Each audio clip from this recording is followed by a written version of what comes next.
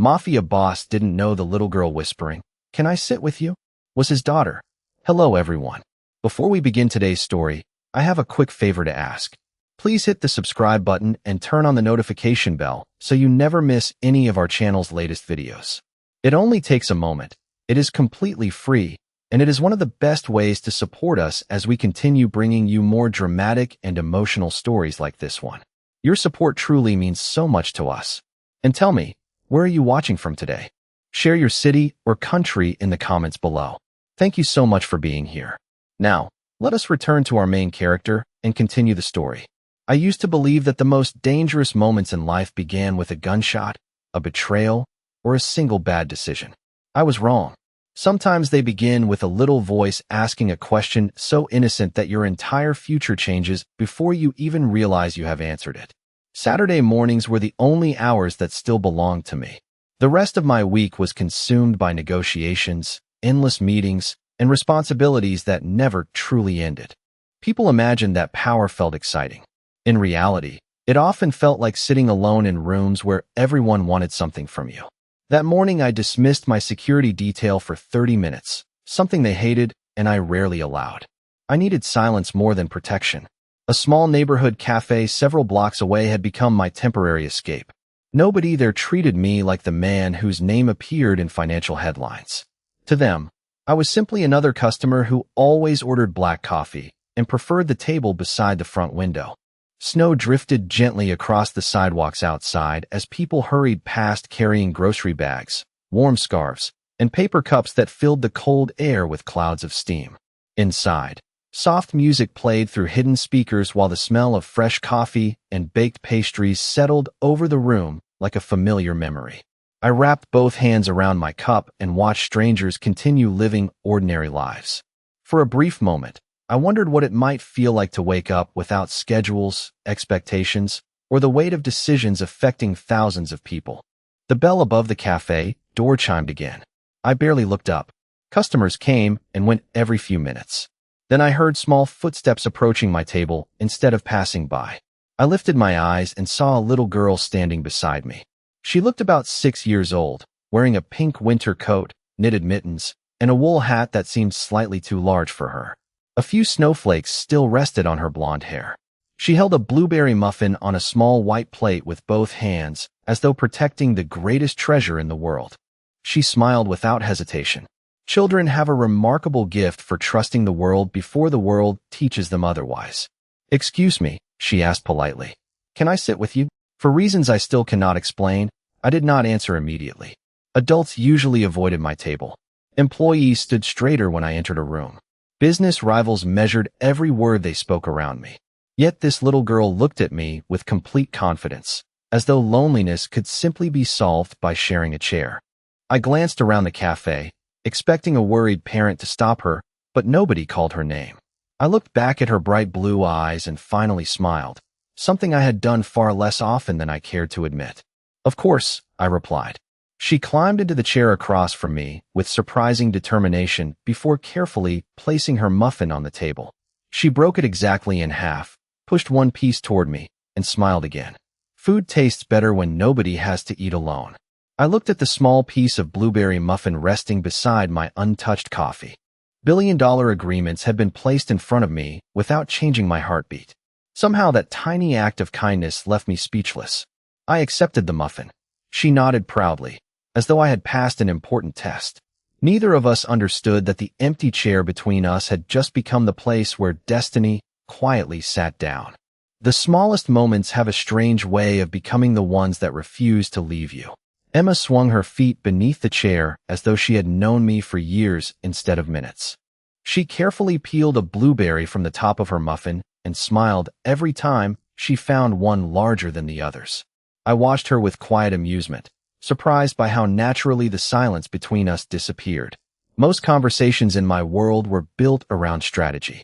Every sentence carried hidden meaning. Every smile had a purpose. Sitting across from this little girl felt completely different. She simply talked because she was happy to share her thoughts with someone willing to listen. "Do you come here every Saturday?" she asked. "Whenever I can," I answered honestly. "Then maybe I will see you again," she said with complete confidence before taking another bite of her muffin. Mom says people always find each other again if they are supposed to. I lowered my coffee cup and studied her face for a moment. There was something strangely familiar about the way she tilted her head while waiting for an answer. It stirred a memory I could not quite reach, like hearing the first notes of a forgotten song. Your mother sounds very wise, I said. Emma nodded proudly. She is a teacher. She knows lots of things. She pointed toward the window. She just went next door to pick up my birthday cake. She said I had to stay where everybody could see me. I glanced outside. A small bakery stood beside the cafe, decorated with red ribbons and evergreen wreaths. Through the frosted glass, I could barely make out customers waiting in line. So today is your birthday? I asked. Tomorrow, she corrected with a bright grin. I will be 7. She held up both hands before laughing at her own mistake. No, I keep forgetting. I am still only 6 today. I laughed quietly with her. It felt unfamiliar, almost awkward, but genuine. Birthdays are important, I said. Do you like birthdays? She shrugged. I like pancakes more. I smiled again. That is a very honest answer. She leaned closer across the table as though she were about to reveal an important secret. You looked lonely when I came in. Her words landed far harder than she could possibly understand. Nobody had ever described me that way. Powerful, successful, ruthless, respected, feared. I had heard every one of those words before. Lonely was the only one that felt completely true. Before I could answer, the cafe door opened quickly. A woman stepped inside, brushing snow from the shoulders of her dark green coat, while carrying a white bakery box tied with a blue ribbon. Her eyes searched the room until they found Emma. Relief crossed her face for only an instant before her gaze shifted toward me. The box slipped slightly in her hands. The color drained from her face. I stood slowly without realizing I was moving. 7 years disappeared in a single heartbeat. Olivia, I whispered. She stared back at me as though she had seen a ghost standing beside the window. Emma looked from her mother to me with innocent curiosity before smiling at both of us. I think you already know each other. Some people disappear from your life so quietly that you convince yourself they were only a chapter. Then one unexpected glance reminds you they have been living inside every unfinished sentence you ever carried. Olivia did not say my name. She simply held the bakery box a little tighter while Emma looked between us with the innocent curiosity only a child could possess. I wanted to ask 1,000 questions, but none of them belonged in front of a little girl celebrating her birthday. Olivia forced a polite smile that did not reach her eyes. Emma, she said gently, we should get home before the snow gets heavier. Emma looked disappointed, but I just made a new friend. Olivia's gaze briefly met mine again before she looked away. I know, sweetheart. Emma climbed down from her chair, then picked up the remaining half of her muffin. Before leaving, she walked back toward me and held out a folded piece of paper. I drew this while Mom was waiting for the cake, she said proudly. You can keep it. I unfolded it carefully.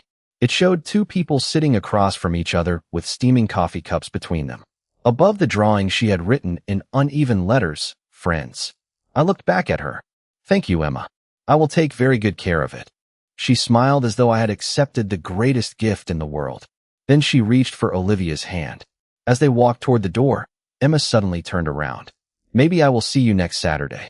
Before I could answer, Olivia quietly said, Come on, sweetheart. The cafe door closed behind them, and the soft ringing bell echoed much longer than it should have. I remained standing beside the table, staring through the window as they disappeared into the falling snow. Olivia never looked back. I told myself I should forget what had happened. 7 years had already passed. Whatever life she had built deserved to remain undisturbed. Yet all weekend my thoughts returned to that cafe. They returned to Emma's smile, to the drawing folded inside my jacket pocket, and to the unmistakable sadness I had seen in Olivia's eyes. The following Saturday, I found myself walking toward the same cafe nearly an hour earlier than usual. I convinced myself it was coincidence, although I knew I was lying to myself. The same quiet music drifted through the speakers. The same smell of fresh coffee filled the room.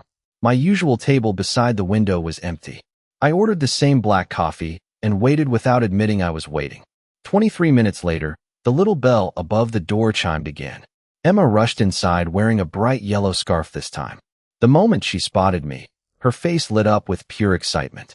You came back, she shouted before remembering she was inside a cafe. She quickly lowered her voice and hurried toward my table. Olivia entered a second later carrying a canvas tote bag filled with library books. She stopped as soon as she noticed me sitting there. For a brief second, neither of us moved. Emma looked at her mother and laughed softly. "See? I told you people find each other again when they are supposed to." Olivia closed her eyes for the shortest moment, then walked slowly toward my table. Without saying a word, she pulled out the chair beside Emma instead of leaving. I realized then that fate was no longer asking for permission. It was quietly refusing to let the past stay buried. The questions that change your life rarely arrive all at once. They settle quietly into your mind until every ordinary moment begins to feel like evidence you can no longer ignore. Olivia thanked me for sharing the table with them, but every word sounded carefully measured, as though she had rehearsed a conversation she hoped would never happen. Emma, on the other hand, carried no hesitation at all. She eagerly showed me a library book about planets and pointed to colorful pictures of Saturn's rings. She asked whether I had ever been to Texas because her teacher had said the stars looked brighter in the countryside. I smiled and admitted that my work rarely allowed me to look up at the night sky for very long. She giggled and told me that grown-ups always forgot to notice beautiful things. Olivia quietly apologized for her daughter's honesty. I shook my head. "Please do not. She might be the most honest person I have met in years." Emma beamed with pride while Olivia looked down at her coffee, hiding a smile that lasted only a second before it disappeared again. We spent nearly 40 minutes talking about books, school, pancakes, birthday presents, and the heavy snow still falling outside. Nothing important was said, yet somehow everything felt important. When they finally stood to leave, Emma hugged the library books against her chest and waved enthusiastically. "See you next Saturday, Adrian." Hearing my first name spoken so naturally by a child caught me off guard. Olivia looked surprised as well. She gently took Emma's hand, and they disappeared through the cafe door once more. I remained seated long after my coffee had gone cold. There was something I could not explain. Emma smiled the way Olivia used to smile when she forgot the world was watching. She tilted her head when she asked questions, exactly as Olivia had done years ago. Even the way she tucked a loose strand of blonde hair behind her ear reminded me of someone I had once believed I would spend my life beside. I hated making decisions based on feelings alone. My entire career had been built on facts, timing, and certainty. Yet uncertainty had begun following me everywhere. 3 days later, I asked Daniel Hayes to meet me in my office. Daniel had been my attorney for nearly a decade because he understood one simple rule. Privacy mattered. He entered carrying nothing but a legal pad and a fountain pen. "What do you need?" he asked. I slid a small piece of paper across the desk. On it I had written 2 names. Olivia Brooks. Emma Brooks. "I am not asking for surveillance," I said. "I do not want anyone followed. I do not want anyone questioned. Use only public records. If there is nothing to find, we stop there." Daniel nodded without asking unnecessary questions. "I understand." 2 days later he returned with a slim folder. There was very little inside. Olivia Brooks was an elementary school teacher. She owned a modest townhouse. No marriage records appeared under her name. Emma Brooks had a birth certificate listing Olivia as her mother. The line identifying the father had been left blank. Then Daniel quietly pointed to one date printed near the bottom of the document. I looked at it once. Then I read it again. My heartbeat slowed instead of racing. Emma had been born almost exactly 9 months after Olivia disappeared from my life without a single explanation. For the first time, the impossible no longer felt impossible. Truth has a way of revealing itself long before anyone is willing to speak it aloud. After Daniel left my office, I sat alone with the slim folder resting on my desk. I had built an empire by recognizing patterns other people overlooked. Small details often carried the greatest weight. Emma's birth certificate did not prove anything by itself, yet every piece seemed to fit together with uncomfortable precision. Olivia had disappeared without explanation. She had never married. The father's name had been left blank. The dates aligned almost perfectly with the final weeks we had spent together before she vanished from my life. Even so, I refused to let hope become certainty. Hope without proof had destroyed stronger men than me. Saturday arrived more slowly than any week I could remember. I returned to the cafe with the same folded drawing Emma had given me tucked safely inside my jacket pocket. I told myself I only wanted answers, But if I was honest, I also wanted to see her smile again. When the familiar bell above the door rang, Emma spotted me immediately. She waved both arms before hurrying toward my table. "You came back again," she said happily. "You did too," I answered. "I told you we would find each other again." She climbed into the chair across from me while Olivia ordered their drinks at the counter. Emma placed a small notebook on the table. Every page contained colorful drawings of houses, trees, stars, and smiling faces. "This is my favorite one," she said as she turned to a page showing 3 people sitting on a picnic blanket beneath a large oak tree. "That looks like a happy family," I said quietly. She nodded. "My teacher says every family is different." Then she looked at me with complete sincerity. "She says some people come into your life later, but that does not mean they love you less." Her words settled deeply inside me. A teacher might have spoken them first, but hearing them from Emma felt strangely personal. Olivia returned with hot chocolate for Emma and coffee for herself. She thanked the cashier before joining us. For a while, everything felt almost ordinary. Emma talked about school projects, her favorite library books, and how she wanted to become a teacher because her mother made learning look fun. Olivia listened with patient pride, occasionally brushing a loose strand of blonde hair away from Emma's face. I noticed little things I had missed before. Emma wrinkled her forehead while concentrating exactly as I did during difficult negotiations.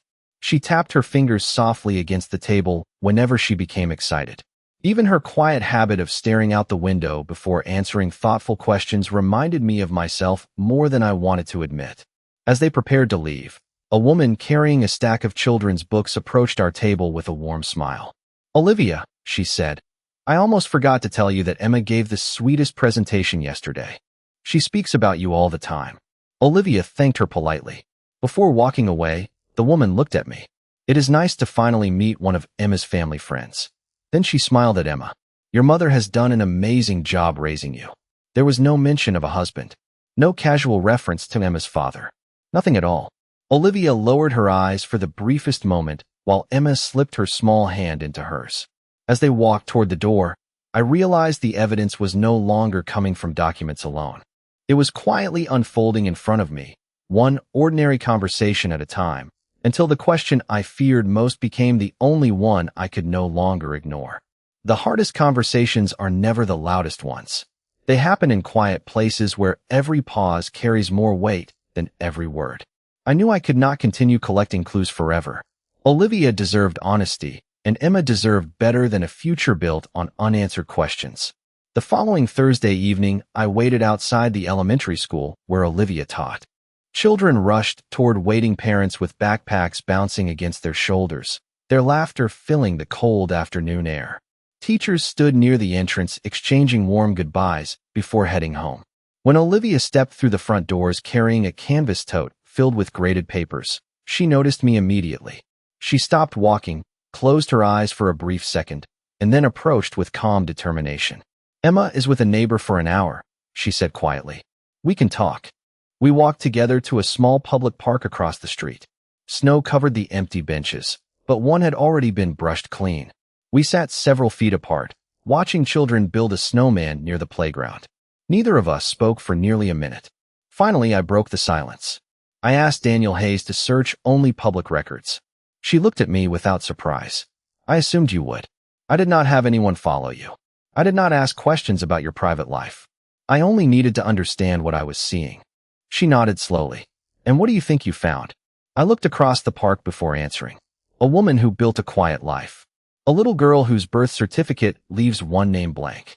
Dates that I cannot ignore. Questions that have followed me every day since I saw you again." Olivia lowered her eyes to her gloved hands. "You always notice details. Some details are impossible not to notice." Another long silence settled between us. The wind carried laughter from the playground while snow drifted gently through the afternoon sunlight. Everything around us felt peaceful, yet my heart had never been less certain.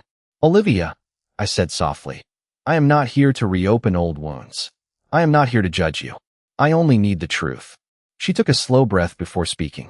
"Do you remember the last conversation we had 7 years ago?" "Every word. You told me your life would never be ordinary. You believed you could protect the people you loved from every danger. I believed the opposite." Her voice trembled for the first time. "After I left, I discovered I was pregnant. The world around me seemed to fall completely silent. I did not interrupt her. I wanted to tell you, she continued. More than once. I wrote letters that I never mailed. I picked up the phone dozens of times. But every time I imagined Emma growing up surrounded by fear instead of peace, I could not do it. I looked down at the snow beneath my shoes. 7 years of unanswered questions suddenly carried the weight of a single confession. I lifted my eyes to hers. Olivia. She met my gaze with tears shining quietly in her eyes. I forced myself to ask the only question that mattered. Is Emma my daughter? She closed her eyes for a long moment before opening them again. There was no hesitation left in her expression, only truth. Yes, Adrian, she whispered. Emma is your daughter. Neither of us spoke after that. Some answers are so powerful that silence becomes the only language capable of holding them. Then Olivia gently wiped away a tear and looked at me with quiet resolve. If we are going to change Emma's life, we begin with certainty. We confirm everything together. The moment you learn the truth is not always the moment you understand it. Olivia's words echoed through my mind long after we left the park. Emma is your daughter. I had negotiated impossible deals, rebuilt companies from failure, and made decisions that changed countless lives.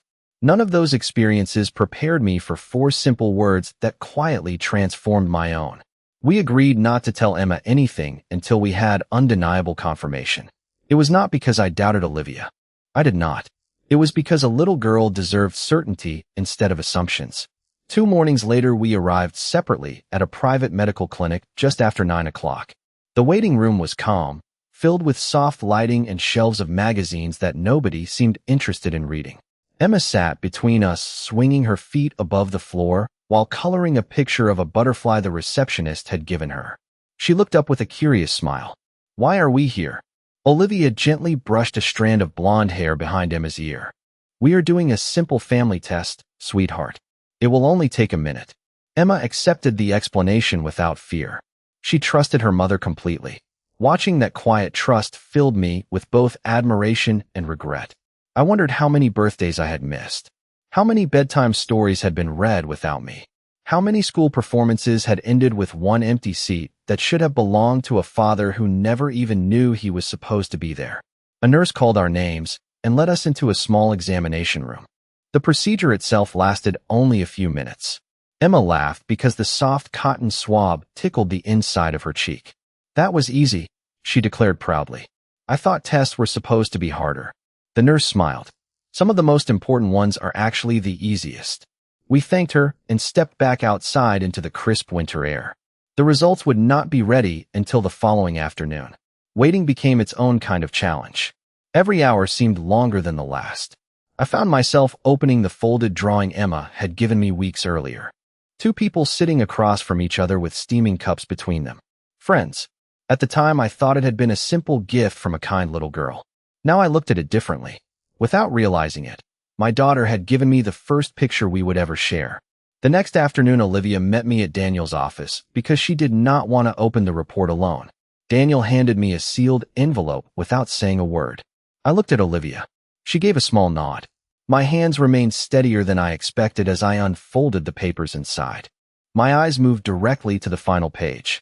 Probability of paternity, 99. 9%. The room became completely still. I read the number again, not because I questioned it, but because I wanted to remember the exact moment my life changed forever. I slowly lowered the report and looked at Olivia. Tears filled her eyes before she managed to smile. Mine did not remain dry either. Without thinking, I stepped forward and embraced her. There was no celebration, no dramatic speech, no grand display.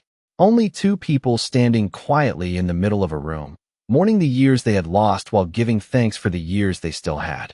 When we finally stepped apart, Olivia gently took my hand for the first time in 7 years. Now, she whispered, we tell Emma together, and we make sure she never doubts again that she has always been loved. The future begins with a single honest conversation, even when your heart is terrified of hearing the answer. Olivia and I decided that the cafe where Emma had first asked to share my table was the only place that felt right. It had become the quiet center of a story none of us had expected to live. The following Saturday morning, sunlight reflected off the fresh snow outside the windows while familiar music drifted softly through the room. Emma skipped inside holding Olivia's hand, then smiled the moment she saw me waiting beside the same table near the window. "I knew you would be here," she said proudly. "You always come back." I stood and smiled. "I think you were right all along." She climbed into her usual chair while Olivia and I exchanged a brief glance. Neither of us had slept much the night before. There was no perfect way to begin a conversation that would change a child's understanding of her own life. We ordered hot chocolate for Emma and coffee for ourselves. For several minutes we talked about school, books, and the snowman Emma wanted to build later that afternoon. I wanted to remember every ordinary second before everything became different. Finally, Olivia reached across the table and gently placed her hand over Emma's. "Sweetheart," she said softly, "there is something important we want to tell you." Emma looked from her mother to me with complete attention. She did not seem frightened, only curious. Olivia smiled with quiet reassurance. "You know how every family has its own story?" Emma nodded. "Mine said that at school." Olivia continued. "Sometimes adults make choices they believe will protect the people they love. Sometimes those choices also create misunderstandings that last a very long time." Emma listened carefully without interrupting. I took a slow breath before speaking. "Emma, when your mother and I were much younger, we cared about each other very deeply. Then life took us in different directions before we knew something very important." She tilted her head, the same thoughtful gesture I had noticed weeks earlier. "What was it?" I felt my voice become quieter than it had ever been. "We did not know that you were on your way." Emma blinked several times as she tried to understand. Olivia gently squeezed her daughter's hand. "The family test we took showed us something wonderful." I looked directly into Emma's bright blue eyes. "Emma, I am your father." The cafe seemed to disappear around us. Emma looked at her mother first, searching for confirmation. Olivia smiled through tears and nodded. "Yes, sweetheart. He is." Emma turned back toward me. She did not cry. She did not panic. She simply studied my face with the careful curiosity only children possess. "So you did not know about me?" she asked. "No," I answered honestly. "If I had known, I would have come looking for you every single day." She thought quietly for another moment before asking, "Do you still want to be my daddy, even though we just found out?" My heart broke and healed in the very same second. I reached across the table and gently took her small hand. "Emma, I wanted to be your father the moment I learned you were my daughter. Nothing about that will ever change." She smiled slowly, as though a missing piece inside her heart had finally found its place.